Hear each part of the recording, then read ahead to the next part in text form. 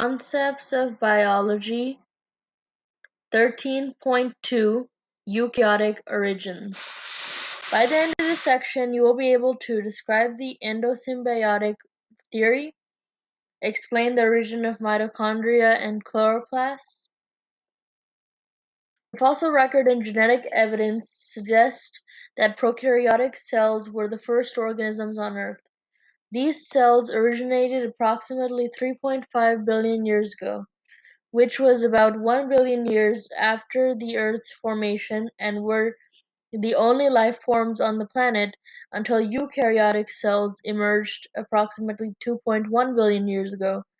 During the prokaryotic reign, photosynthetic prokaryotes evolved that were capable of applying the energy from sunlight to synthesize organic materials like carbohydrates from carbon dioxide and an electron source, such as hydrogen, hydrogen sulfide, or water. Photosynthesis using water as an electron donor consumes carbon dioxide and releases molecular oxygen O2 as a byproduct. The functioning of photosynthetic bacteria over millions of years progressively saturated Earth's water with oxygen and then oxygenated the atmosphere, which previously contained much greater concentrations of carbon dioxide and much lower concentrations of oxygen. Older anaerobic prokaryotes of the era could not function in their new aerobic environment. Some species perished, while others survived in the remaining anaerobic environments left on Earth. Still other early prokaryotes evolved mechanisms such as aerobic respiration to exploit the oxygenated atmosphere by using oxygen to store energy contained within organic molecules. Aerobic respiration is a more efficient way of obtaining energy from organic molecules, which contributed to the success of these species, as evidenced by the number and diversity of aerobic organisms living on Earth today. The evolution of aerobic prokaryotes was an important step toward the evolution of the first eukaryote, but several other distinguishing features had to evolve as well. Endosymbiosis. The origin of eukaryotic cells was largely a mystery until a revolutionary hypothesis was comprehensively examined in the 1960s by Lynn Margulis. The endosymbiotic theory states that eukaryotes are a product of one prokaryotic cell engulfing another, one living within another, and evolving together over time until the separate cells were no longer recognizable as such.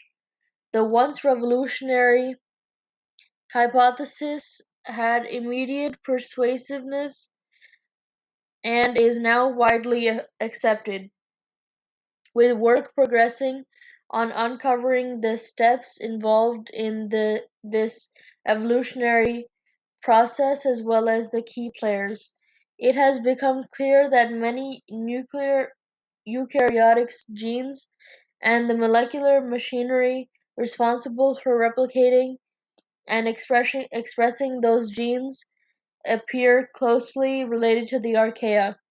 On the other hand, the metabolic organelles and the genes responsible for many energy harvesting processes had their origins in bacteria. Much remains to be clarified about how this relationship occurred. This continues to be an exciting field of discovery in biology. Several endosymbiotic events likely contributed to the origin of the eukaryotic cell. Mitochondria. Eukaryotic cells may contain anywhere from 1 to several thousand mitochondria, depending on the cell's level of energy consumption. Each mitochondrion measures 1 to 10 micrometers in length, and exists as in the cell as a moving, fusing, and dividing oblong spheroid. However, mitochondria cannot survive outside the cell, as the atmosphere was oxygenated by photosynthesis and as successful aerobic prokaryotes evolved. Evidence suggests that an ancestral cell engulfed and kept alive a free-living aerobic prokaryote. This gave the host cell the ability to use oxygen to release energy stored in nutrients. Several lines of evidence support that mitochondria are derived from the endosymbiotic event. Most mitochondria are shaped like a specific group of bacteria and are surrounded by two membranes.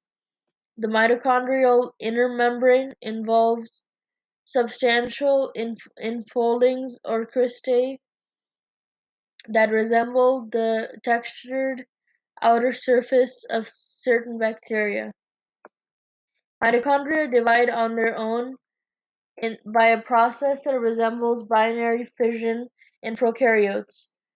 Mitochondria have their own circular DNA chromosome that carries genes similar to those expressed by bacteria. Mitochondria also have special ribosomes and transfer RNAs that resemble these components in prokaryotes. These features all support that mitochondria were once free-living prokaryotes. Chloroplasts. Chloroplasts are one type of plastid, plastid, plastid, sorry, plastid, a group of related organelles in plant cells that are involved in the storage of starches, fats, proteins, and pigments. Chloroplasts contain the green pigment chlorophyll and play a role in photosynthesis.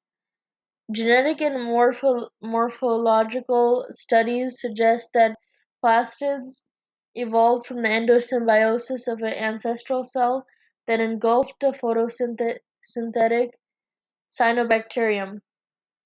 Plastids are similar in size and shape to cyanobacteria and are enveloped by two or more membranes, corresponding to the inner and outer membranes of cyanobacteria.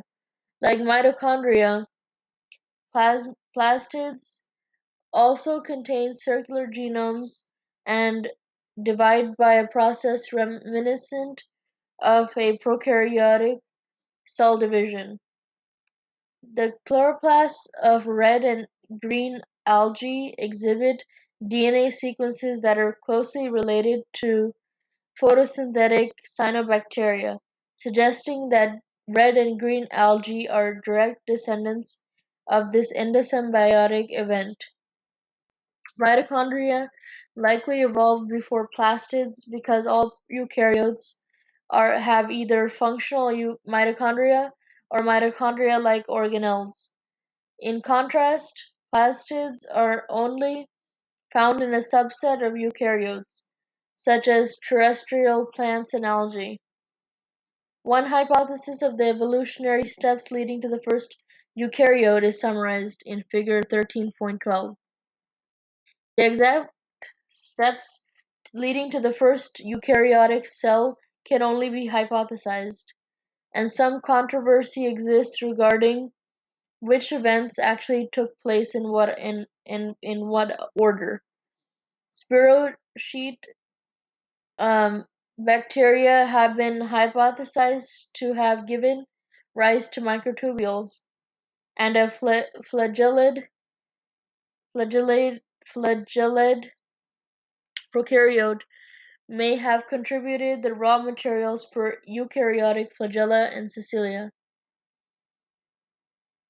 And other scientists suggest that membrane proliferation and compartmentalization, not endosymbiotic events, led to the development of mitochondria and plastids.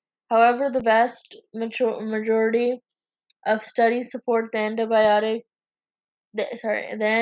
endosymbiotic hypothesis of eukaryotic evolution. The early eukaryotes were unicellular, and unlike most protists are today, but as eukaryotes became more complex, the evolution of multicellularity allowed cells to remain small while still exhibiting specialized functions.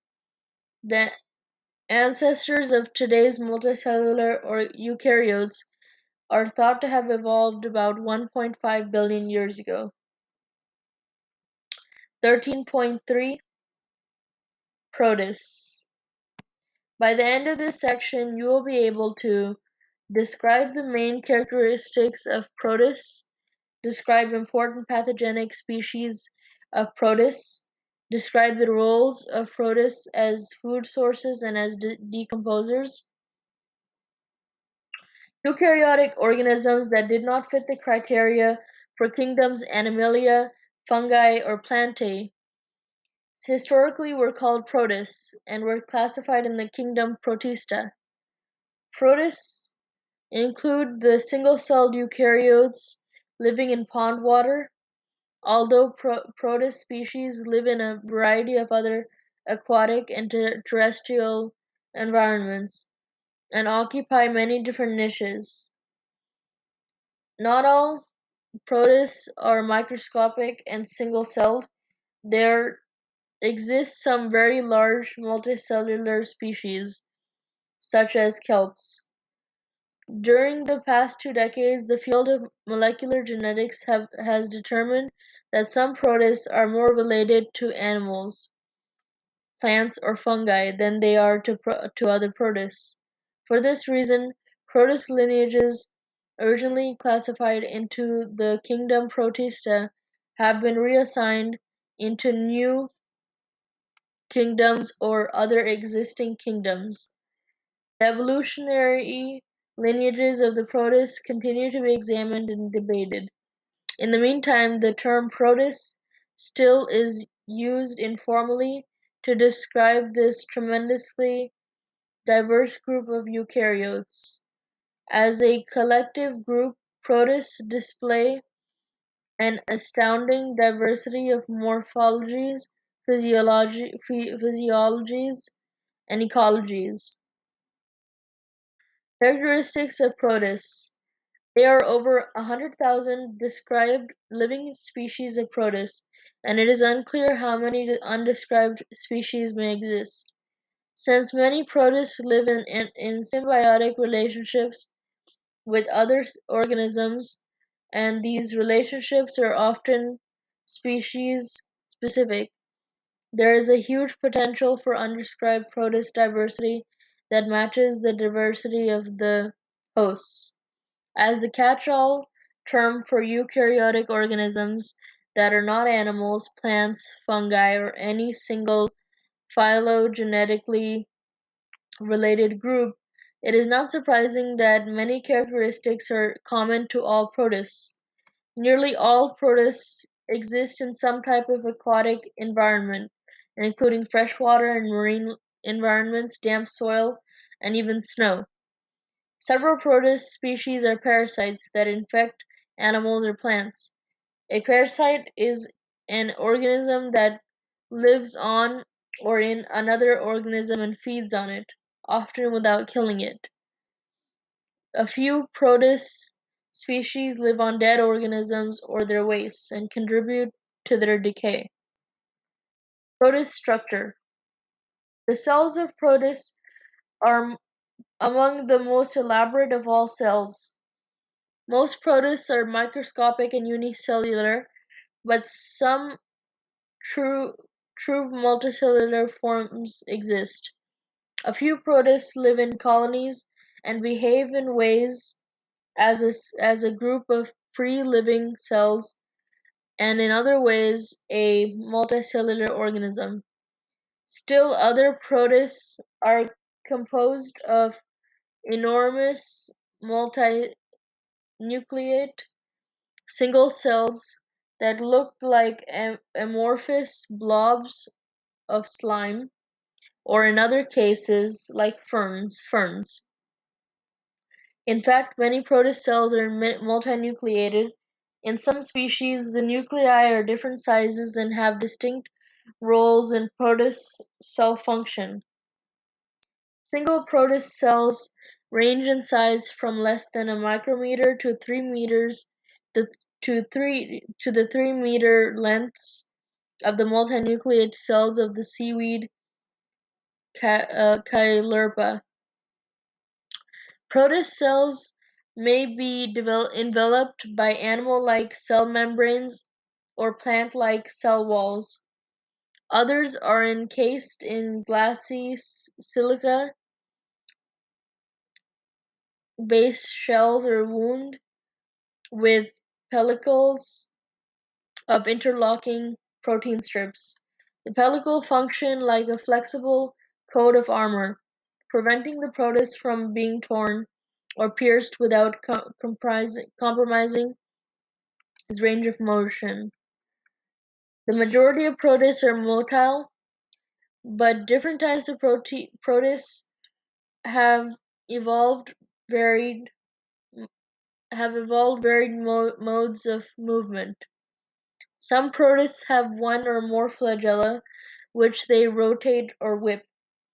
Others are covered in rows or tufts of tiny cilia that they beat in coordination to swim.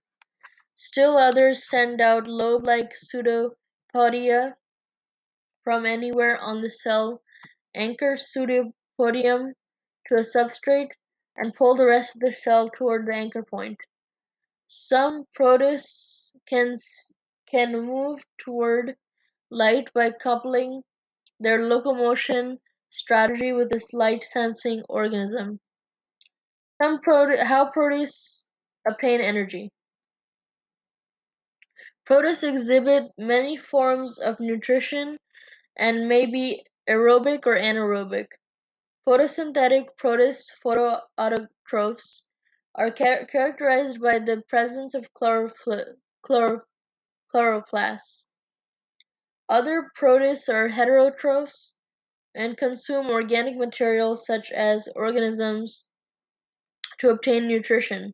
Amoebas and some other heterotrophic protist species ingest particles by a process called phagocytosis, in which the cell membrane engulfs a food particle and brings it inward, pinching off an intercellular membranous sac or vesicle called a food vacuole. This vesicle then fuses with a lysosome, and a food particle is broken down into small molecules that can diffuse into the cytoplasm and be used in cellular metabolism. Undigested remains ultimately are expelled from the cell through exocytosis. Some heterotrophs absorb nutrients from dead organisms or their organic wastes, and others are able to use photosynthesis or feed on organic matter depending on conditions. Reproduction. Protists reproduce by a variety of mechanisms. Most are capable some form of asexual reproduction, such as binary fission to produce two daughter cells, or multiple fission to divide simultaneously into many daughter cells. Others produce tiny buds that go on to divide and grow to the size of the parental protist.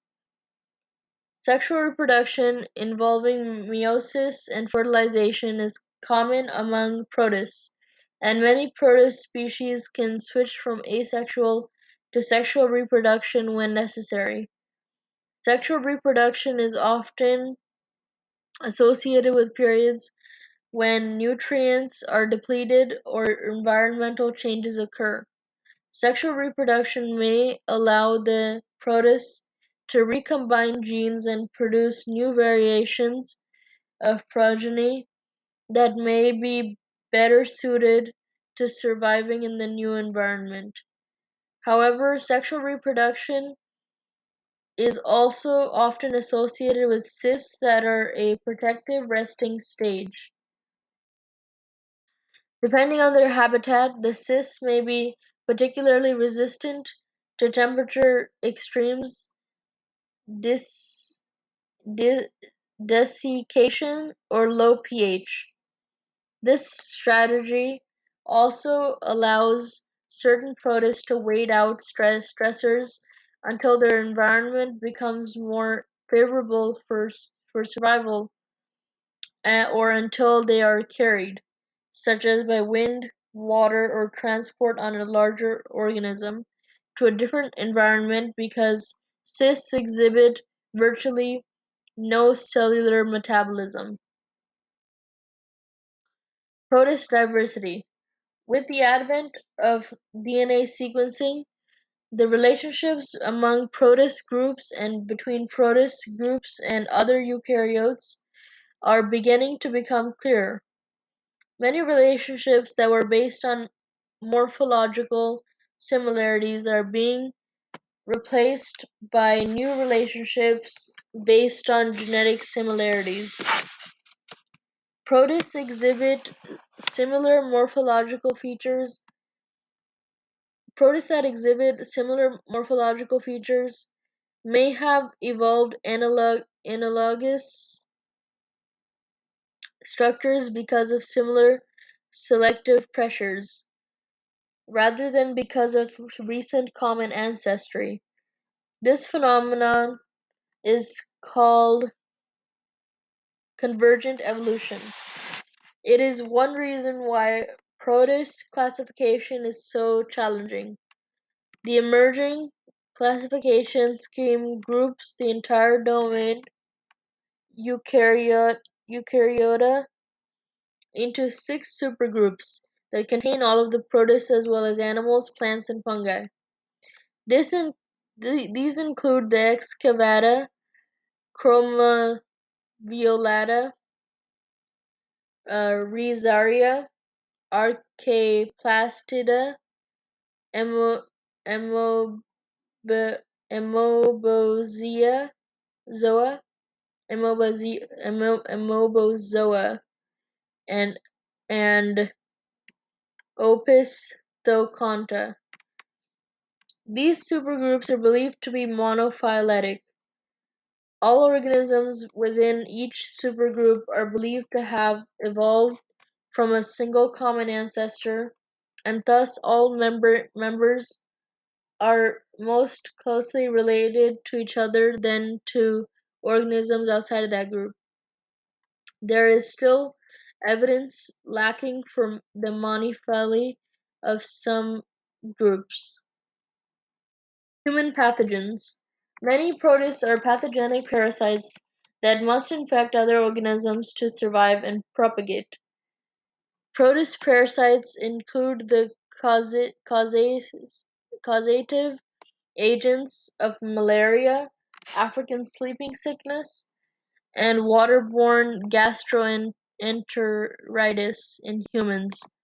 Other protist pathogens prey on plants, affecting massive destruction of food crops. Plasmodium species. The members of the genus Plasmodium must infect a mosquito and a vertebrate to complete their life cycle.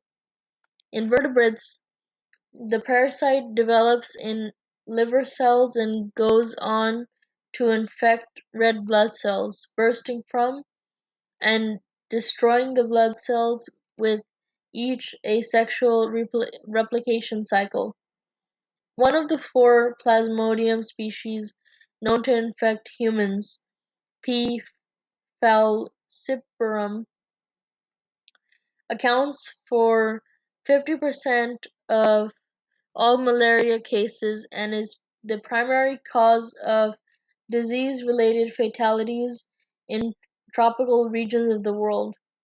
In 2010, it was estimated that Malaria caused between 0.5 to 1 million deaths, mostly in African children.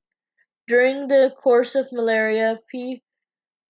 falciparum can affect and destroy more than one half of a human's circulating blood cells, leading to severe anemia. In response to waste products released as the parasites burst from infected blood cells, the host immune system mounts a massive inflammatory response with delirium-inducing fever episodes as parasites destroy red blood cells, spilling parasitic waste into the bloodstream. P. falciparum is transmitted to humans by the African malaria mosquito, Anopheles gambiae. Techniques to kill, sterilize, or avoid exposure to this highly aggressive mosquito species are crucial to malaria control. Trypanosomes. T. brucei, the parasite that is responsible for African sleeping sickness, confounds the human immune system by changing its thick layer of surface glycoproteins with each infectious cycle. The glycoproteins are identified by the immune system as foreign matter, and a specific antibody defense is mounted against the parasite. However, T. brucei has thousands of possible antigens, and with each subsequent generation, the protist switches to a glycoprotein coding with a different molecular structure. In this way, T. brucei is capable of replicating continuously without the immune system ever succeeding in clearing the parasite. Without treatment, African sleeping sickness leads invariably to death because of damage it does to the nervous system. During epidemic periods, mortality from the disease can be high. Greater surveillance and control measures have led to a reduction in reported cases. Some of the lowest numbers reported in 50 years, fewer than 10,000 cases in all of sub-Saharan Africa, have happened since 2009. In Latin America, another species in the genus P. cruzi is responsible for Chagas disease. T. cruzi infections are mainly caused by a blood-sucking bug. The parasite inhabits heart and digestive tissues in the chronic phase of infection, leading to malnutrition and heart failure caused by abnormal heart rhythms. As an estimated 10 million people are infected with Chagas disease, which caused 10,000 deaths in 2008. Plant parasites. Protist parasites of terrestrial plants include agents that destroy food crops. The omycete Plasmopara viticola parasitises grape plants, causing a disease called downy mildew. Grape plants infected with P. viticola appear stunted and have discolored, withered leaves. The spread of downy mildew caused the near collapse of the French wine industry in the 19th century. Photo, Photophytora infestans is a omycete responsible for potato late blight. which causes potato stalks and stems to decay into black slime.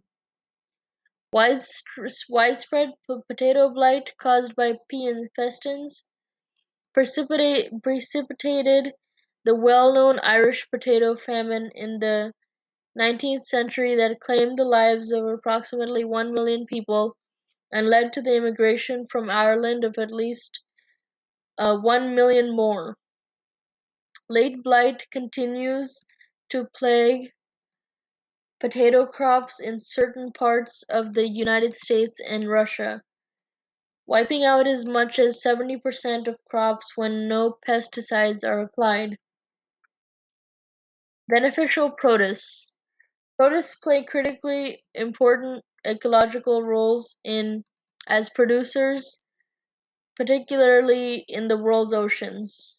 They are equally important on the other end of the food webs as decomposers. Produce are food sources.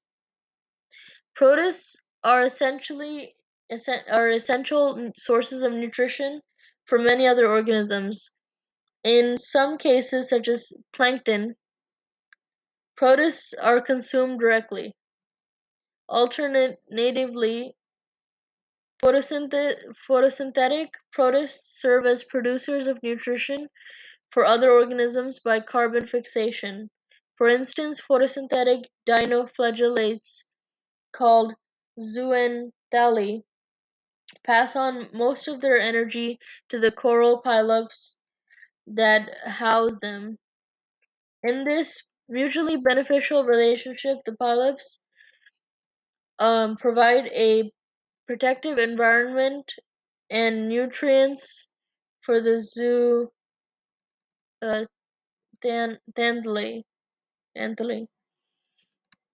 The polyps secrete a calcium carbonate that builds coral reefs. Without dinoflagellate symbionts, corals lose algal pigments in a process called coral bleaching, and they eventually die. This explains why reef-building corals do not reside in waters deeper than 20 meters. Not enough light reaches those depths for dinoflagellates to photosynthesize. Protists themselves and their products of photosynthesis are essential, directly or indirectly, to the survival of organisms ranging from bacteria to mammals. As primary producers, protists feed a large proportion of the world's aquatic species. On land, terrestrial plants serve as primary producers. In fact, approximately 1/4 of the world's photosynthesis is conducted by protists, particularly dinoflagellates, diatoms, and multicellular algae. Protists do not create food sources only for sea-dwelling organisms. For instance, certain anaerobic species die in the digestive tracts of termites and wood-eating cockroaches, where they contribute to digesting cellulose ingested by these insects as they bore through wood. The actual enzyme used to digest the cellulose is actually produced by bacteria living within the protist cells. The termite provides the food source to the protist and its bacteria, and the protist and bacteria provide nutrients to the termite by breaking down the cellulose. Agents of decomposition. Many fungus-like protists are saprobes, organisms that feed on dead organisms or the waste matter produced by organisms. Saprophyte is an equivalent term, and are specialized to absorb nutrients from non-living organic matter. For instance, many types of oomycetes grow on dead animals or algae. Saprophytic protists have the essential function of returning inorganic nutrients to the soil and water. This process allows for new plant growth, which in turn generates sustenance for other organisms along the food chain. Indeed, without saprobic species such as protists, fungi, and bacteria, life would cease to exist as all organic carbon became tied up in dead organisms. 13.4 Fungi. By the end of this section, you will be able to list the category list the characteristics of fungi, describe fungal parasites and pathogens of plants and infections in humans, describe the importance of fungi to the environment, summarize the beneficial role of fungi in food and beverage preparation and in the chemical and pharmaceutical industry.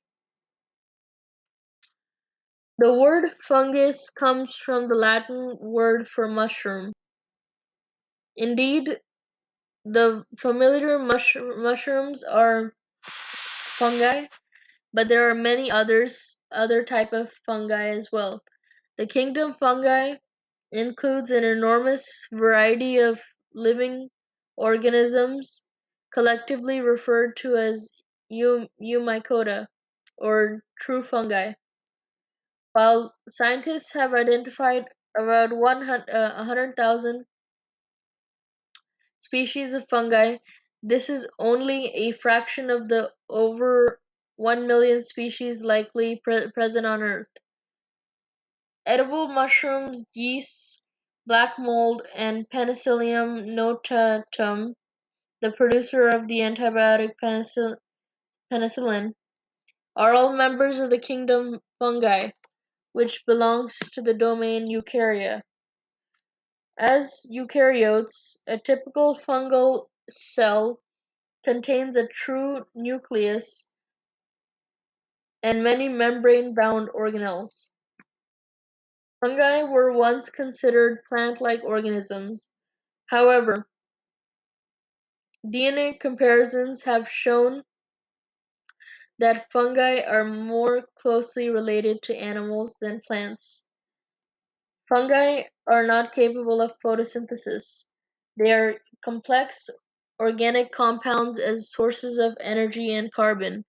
Some fungal organisms multiply only asexually, whereas others undergo both asexual reproduction and sexual reproduction. Most fungi produce a large number of spores that are disseminated by the wind. Like bacteria, fungi play an essential role in ecosystems because they are decomposers and participate in the cycling of nutrients by breaking down organic materials into simple molecules. Fungi often interact with other organisms, forming mutually beneficial or mutualistic associations. Fungi also cause serious infections in plants and animals. For example, Dutch elm disease is a particularly devastating fungal infection that destroys most of the native species of elm. The fungus infects the vascular system of the tree. It was accidentally introduced to North America in the 1900s and decimated elm trees across the continent. Dutch elm disease is caused by the fungus Ophiostoma yolmi. The elm bark beetle acts as a vector and transmits the disease from tree to tree. Many European and Asiatic elms are less susceptible than American elms.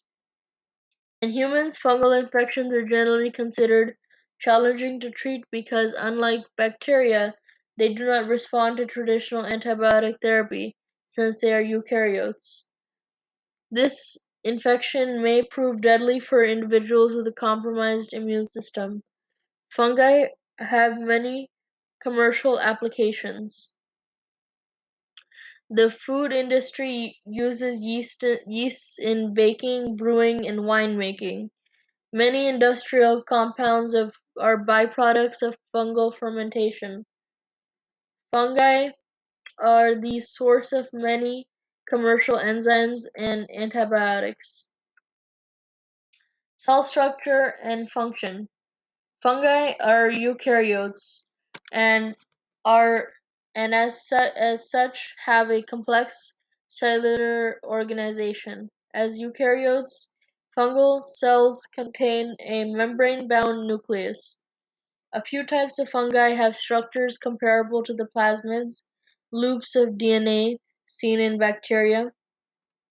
Fungal cells also contain mitochondria and a complex system of internal membranes, including the endoplasmic reticulum and Golgi apparatus. Fungal cells do not have chloroplasts.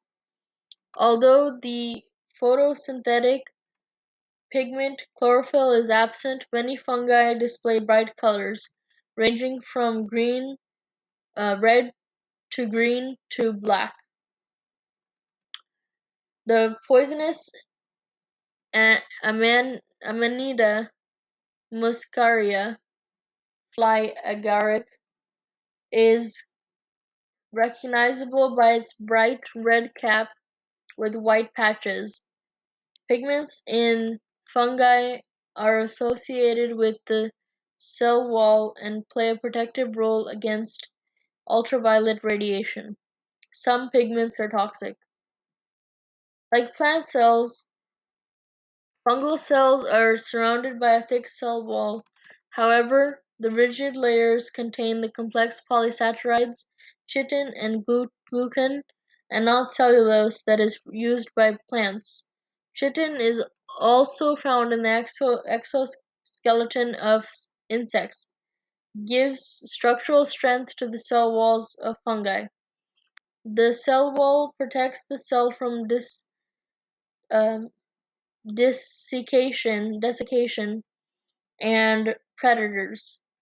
Fungi have plasma membranes similar to other eukaryotes, except that the structure is stabilized in ergosterol, a steroid molecule that functions like the cholesterol found in animal cell membranes. Most members of the kingdom fungi are non-motile. Flagella are produced only by the gametes in the primitive division Tridomycota. Growth and reproduction. The vegetative body of a fungus is called a thallus and can be unicellular or multicellular. Some fungi are dimorphic because they can go from being unicellular to multicellular depending on environmental conditions. Unicellular fungi are generally referred to as yeasts. Saccharomyces cerevisiae, baker's yeast, and Candida species, the agents of thrust, a common fungal infection, are examples of unicellular fungi. The most fungi are multicellular organisms. They display two distinct morphological stages, vegetative and reproductive.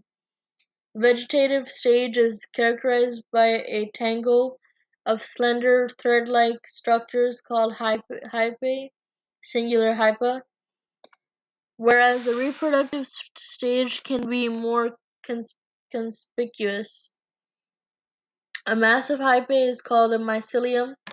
It can grow on a surface in soil or decaying material, in a liquid, or even in in or on living tissue.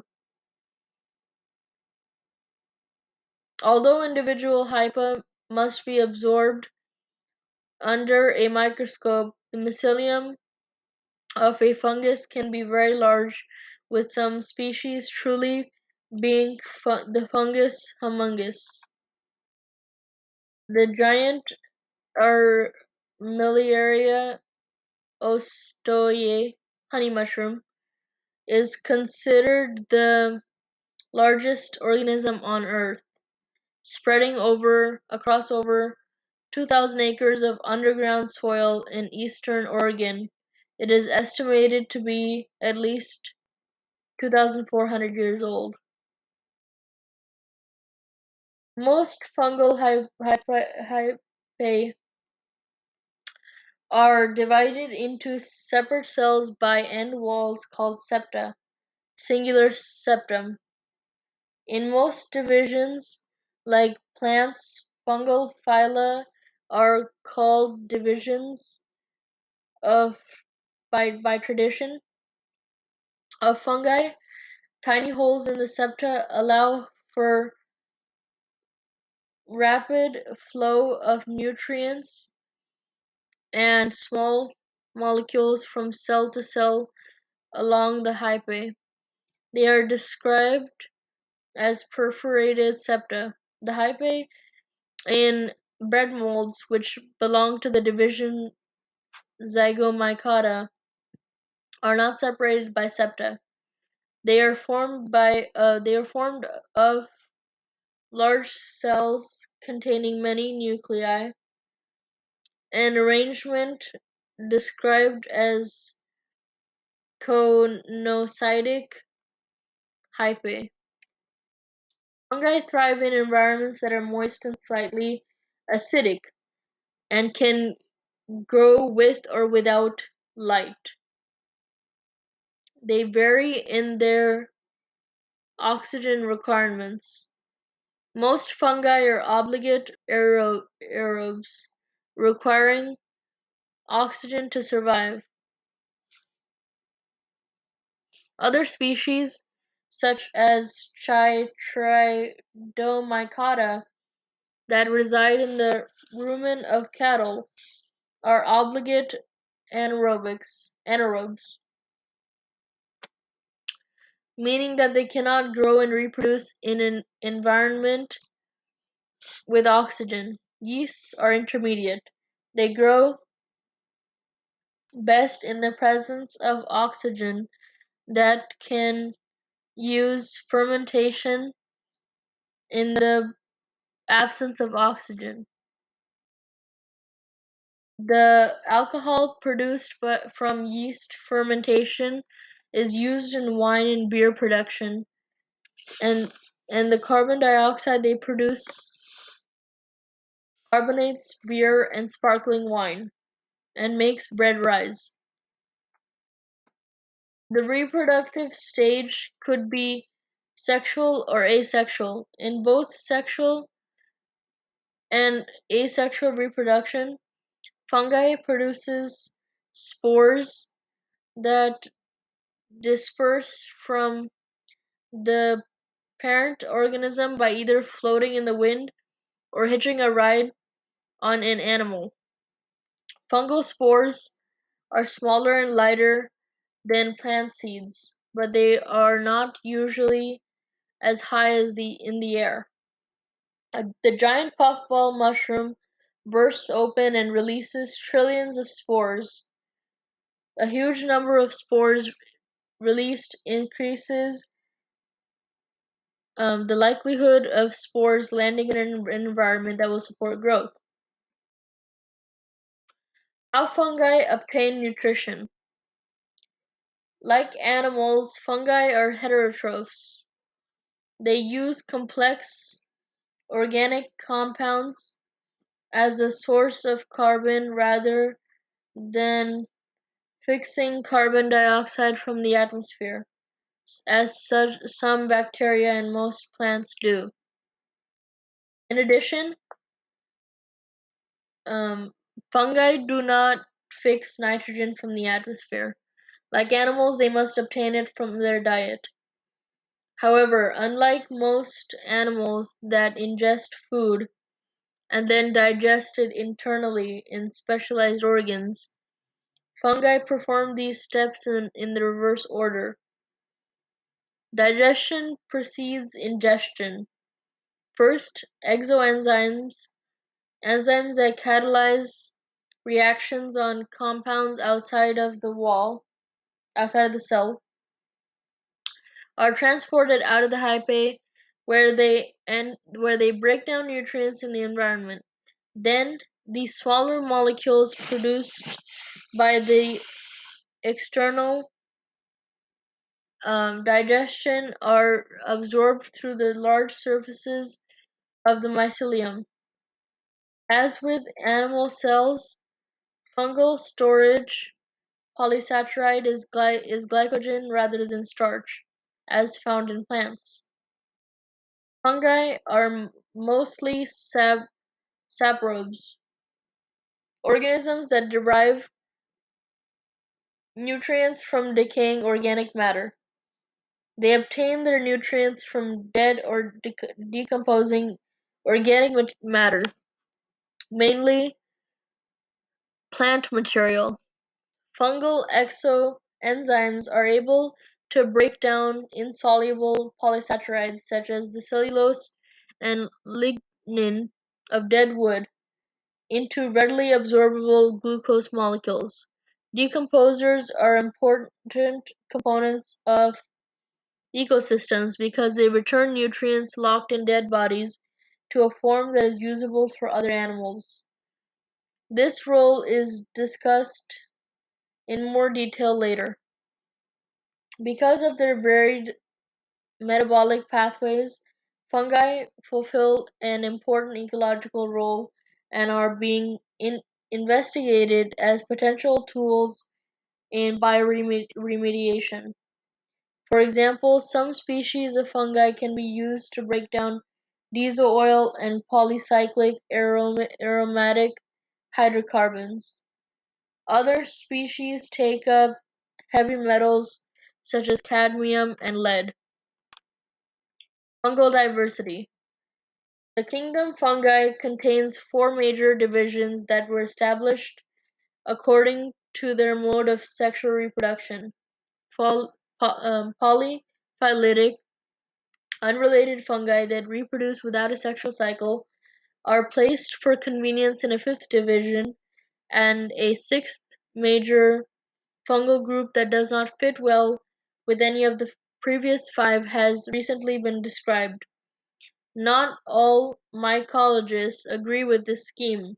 Rapid advances in molecular biology and the sequencing of 18S RNA, a component of ribosomes, continue to reveal new and different relationships between the various categories of fungi. The traditional divisions of fungi are the Chytridiomycota, Zygomycota, Ascomycota, and Basidiomycota. An older classification scheme grouped fungi that strictly use asexual reproduction into Deuteromycota, a group that is no longer in use. The Glycomeromycota belong to a newly described group. Pathogenic fungi. Many fungi have negative impacts on other species, including humans and the organisms they depend on for food. Fungi may be parasites, pathogens, and in very few cases, predators.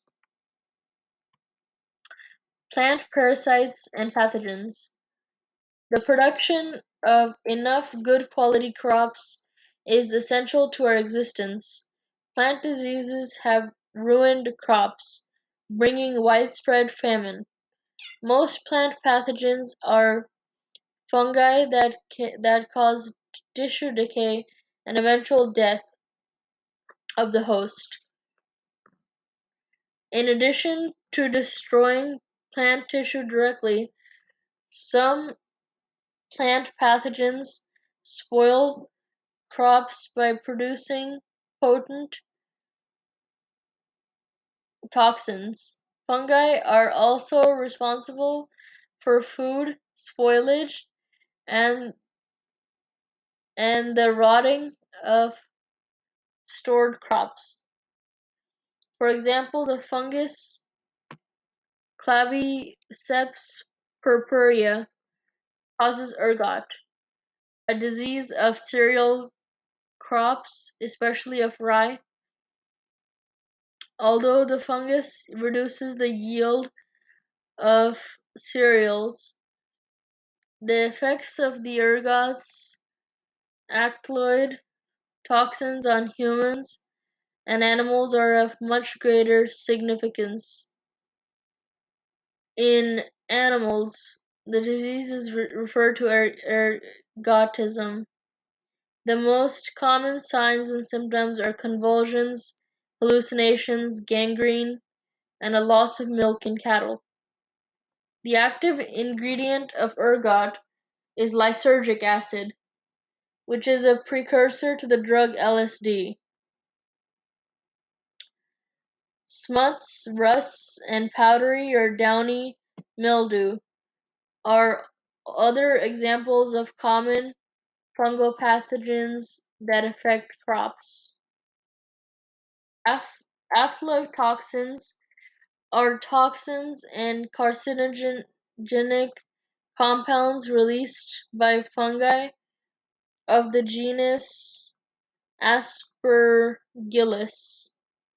Periodically, harvests of nuts and grains are tainted by aflatoxins, leading to massive recall of produce, sometimes ruining producers and causing food shortages in developing countries. Animal and human parasites and pathogens. Fungi can affect animals and including humans in several ways. Fungi attack animals directly by colonizing and destroying tissues. Humans and other animals can be poisoned by eating toxic mushrooms or foods contaminated by fungi. In addition, individuals who display hypersensitivity to molds and spores develop strong and dangerous allergic reactions. Fungal infections are generally very difficult to treat because unlike bacteria, fungi are eukaryotes. Antibiotics can only target prokaryotic cells, whereas compounds that kill fungi also adversely affect the eukaryotic animal host. Many fungal infections, mycosis, are superficial and termed cutaneous, meaning skin, mycosis. They are also usually visible on the skin of the animal. Fungi that cause the superficial mycosis of the epidermis, hair, and nails rarely spread to the underlying tissue. These fungi are often misnamed dermophytes, from the Greek dermis, skin, and phyte, plant, but they are not plants. Dermophytes are also called ringworms because of the red ring that they cause on skin, although the ring is caused by a fungi, not a worm. These fungi excrete extracellular enzymes that break down keratin, a protein found in hair, skin, and nails, causing a number of conditions such as athlete's foot, jock itch, and other cutaneous fungal infections. These conditions are usually treated with the over-the-counter topical creams and powders and are easily cleared. More persistent superficial mycosis may require prescription oral medications. Systemic mycosis spread to internal organs, most commonly entering the body through the respiratory system. For example, um, coccidioidomycosis, valley fever, is commonly found in the southwestern United States, where the fungus resides in the dust. Once inhaled, the spores develop in the lungs and cause signs and symptoms similar to those of tuberculosis. Histoplasmosis is caused by the dimorphic fungus Histoplasma capsulatum. It causes pulmonary infections and, in rare cases, swelling of the membranes of the brain and spinal cord. Treatment of many fungal diseases requires the use of antifungal medications that have serious side effects. Opportunistic mycosis are fungal infections that are either common in all environments or part of the normal biota. They affect mainly individuals who have a compromised immune system. Patients in the later stages of AIDS suffer from opportunistic mycosis, such as pneumocytitis, which can be life-threatening. The yeast Candida, which is a common member of the natural biota, can grow unchecked if the pH, the immune defenses, or the normal population of the bacteria is altered, causing yeast infections of the vagina or mouth, oral thrust. Fungi may even take on a predatory lifestyle.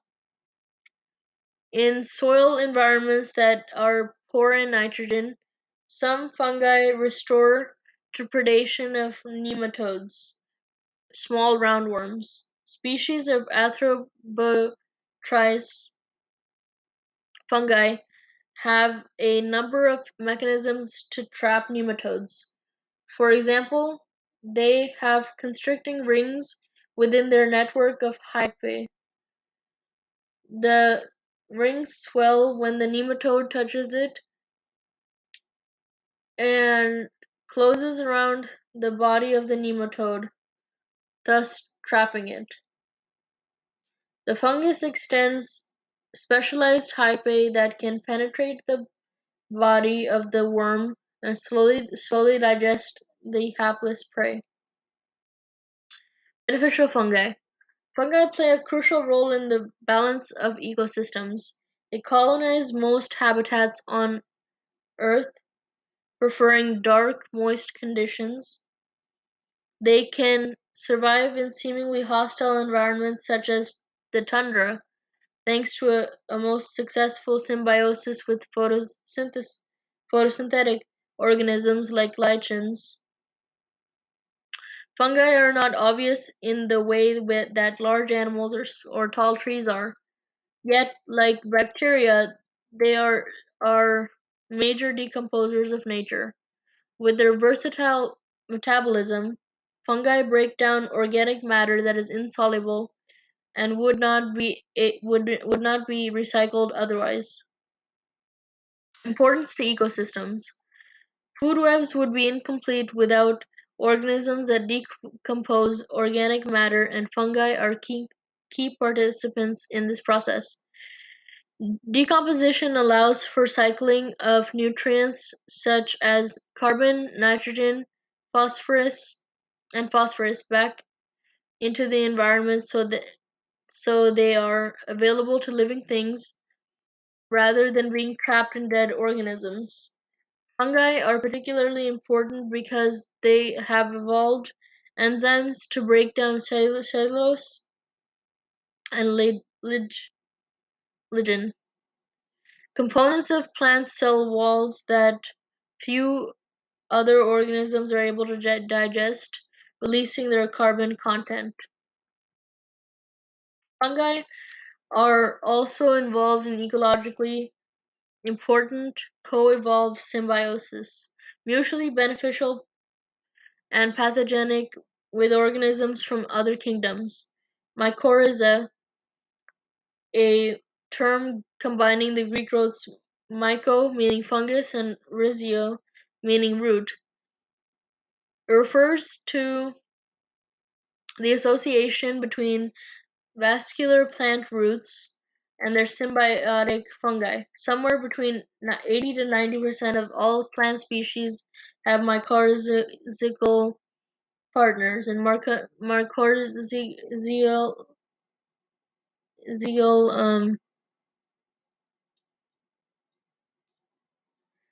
association. The fungal mycelia use their extensive network of hyphae and large surface area in contact with the soil to channel water and minerals from the soil into the earth.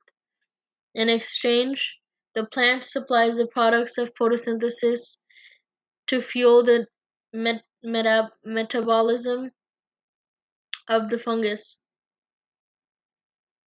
Ectomycorrhizae depend on fungi evolving the roots in a sheath called a mantle and a net of hyphae that extends from the roots in between the cells. In a second type, the glomerulomycota fungi form arbuscular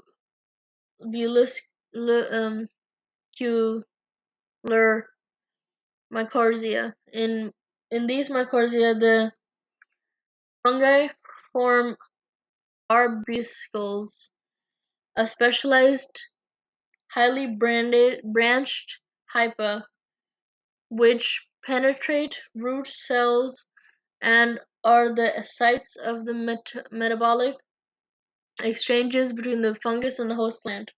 Orchids rely on a third type of mycorrhizae. Orchids form small seeds without much storage to sustain germination and growth. These seeds will not germinate. These seeds will not germinate without a mycorrhizal partner. After nutrients in the seed are depleted, fungal symbionts support the growth of the orchid by providing necessary carbohydrates and minerals. Some orchids continue to be mycorrhizal throughout their life cycle. Lichens. Lichens blanket many rocks and tree bark, displaying a range of colors and textures. Lichens are important pioneer organisms that colonize rock surfaces and otherwise lifeless environments such as are created by glacial recession. The lichen is able to leach nutrients from the rocks and break them down in the first step to creating soil. Lichens are also present in mature habitats on rock surfaces or the trunks of trees. They are an important source of caribou. Lichens are not a single organism, but rather a fungus, living in close contact with photosynthetic organism. The body of a lichen, referred to as thallus, is formed by hyphae wrapped around the green partner. The photosynthetic organism provides carbon and energy in the form of carbohydrates and receives protection from the elements by the thallus of the fungal partner. Some cyanobacteria fix nitrogen from the atmosphere, contributing nitrogenous compounds to the association. In return, the fungus supplies minerals and protection from dryness and excessive light by encasing the algae in its mycelium. The fungus also attaches the symbiotic organism to the substrate. Fungi have evolved mutualistic associations with numerous arthropods. The associations between species of Basidiomycota and scale insects is one example. The fungal mycelium covers and protects the insect colonies. The scale insects foster a flow of nutrients from the pasteurized plant to the fungus. In a second example, leaf-cutting ants of Central and South America literally farm fungi. They cut discs of leaves from plants and pile them up in gardens. Fungi are cultivated in these gardens, digesting the cellulose that the ants cannot break down. Once smaller sugar molecules are produced and consumed by the fungi, they in turn become a meal for the ants. The insects also patrol their garden, preying on competing fungi.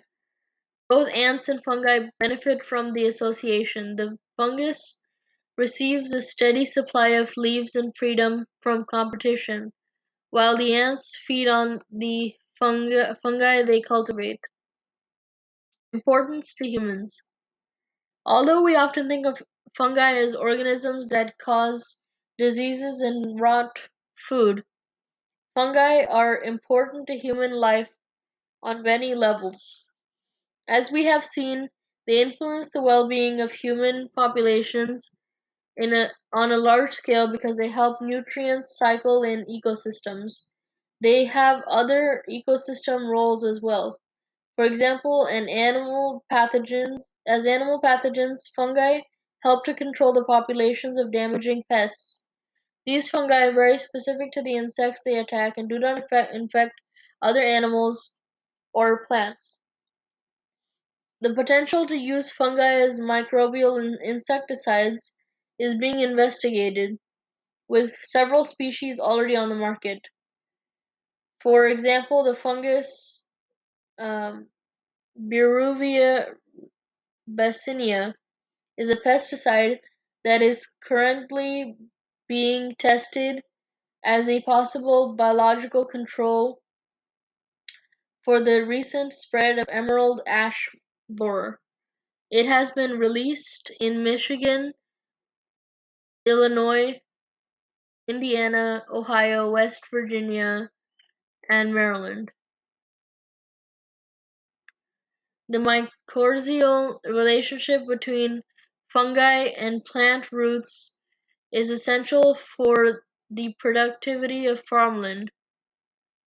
Without the fungal partner in root systems, 80 to 90% of the trees and grasses would not survive.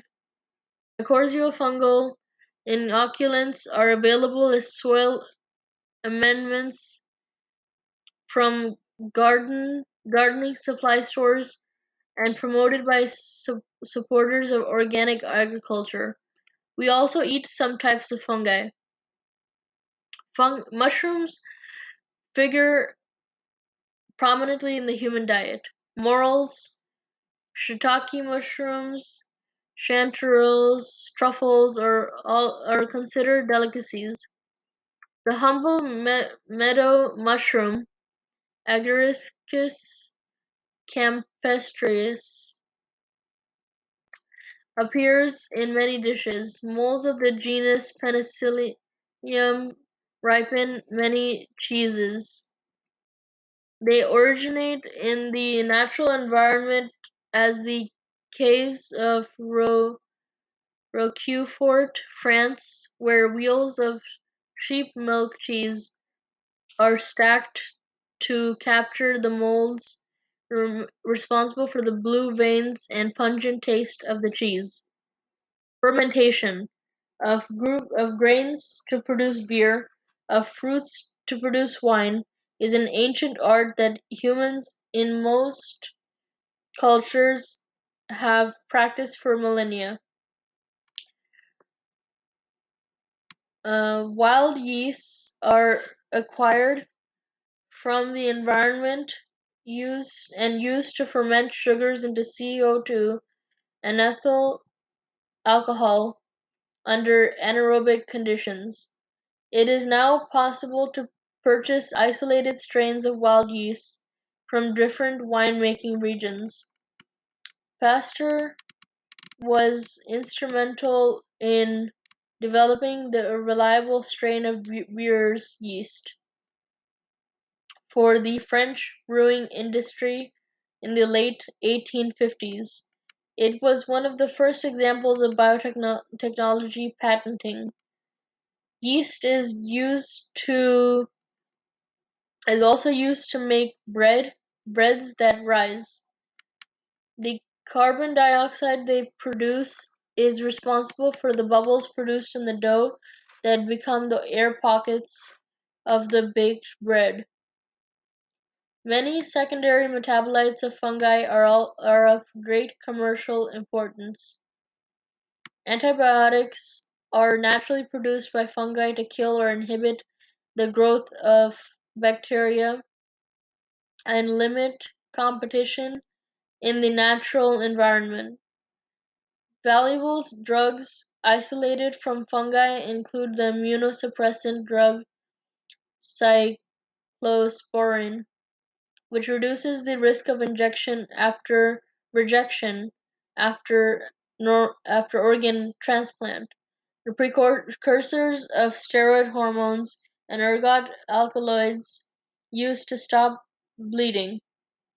In addition, as easily cultured eukaryotic organisms, some fungi are important model research organisms, including the red bread mold and the yeast S. cerevisiae.